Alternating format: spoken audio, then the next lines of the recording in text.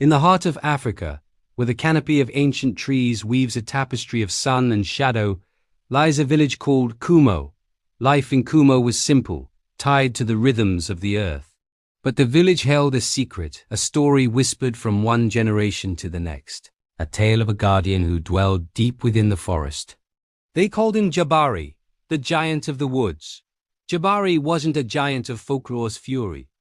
He was as old as the baobab trees, his skin the texture of their bark, and his eyes held the deep, gentle wisdom of the forest itself. He stood taller than the tallest giraffe, his footsteps soft as falling leaves, and his voice a low rumble like distant thunder.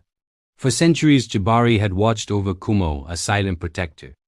He guided lost children back to the village paths, diverted raging floodwaters with strategically placed boulders, and his mere presence kept the most fearsome predators at bay. The villagers left offerings of sweet mangoes and woven baskets at the edge of the forest, tokens of their respect and gratitude for their unseen guardian. But not everyone in Kumo held Jabari in such high regard. A young man named Kale, known for his restless ambition and skepticism, scoffed at the stories. He saw the villagers' reverence as superstition, a chain holding them back from progress. Kale believed the forest held wealth, not a gentle giant. He dreamt of felling the ancient trees for timber and mining the earth for precious stones, things he had heard about from traders passing through. Jabari is just a story to keep us small, he would often mutter to his friends, his eyes gleaming with a desire for a world beyond the village. He saw the forest not as a living entity, but as a resource to be exploited. One year the rains failed. The sun beat down relentlessly, cracking the earth and withering the crops.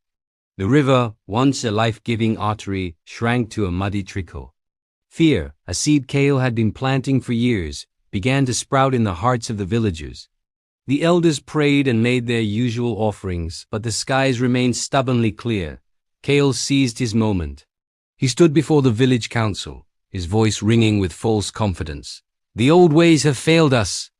Your giant has abandoned us, if he ever existed at all. I have heard of a place, a spring deep in the forbidden part of the forest, one that never runs dry. But the elders say it is Jabari's sacred ground. I say it is our survival. We must take what we need." His words, born of desperation and ambition, swayed the younger villagers. The elders watched with heavy hearts as Kale, armed with axes and a defiant spirit, led a group into the forbidden woods. They walked for hours, deeper than any of them had ever dared to venture. The air grew thick and heavy, the sounds of the familiar forest fading into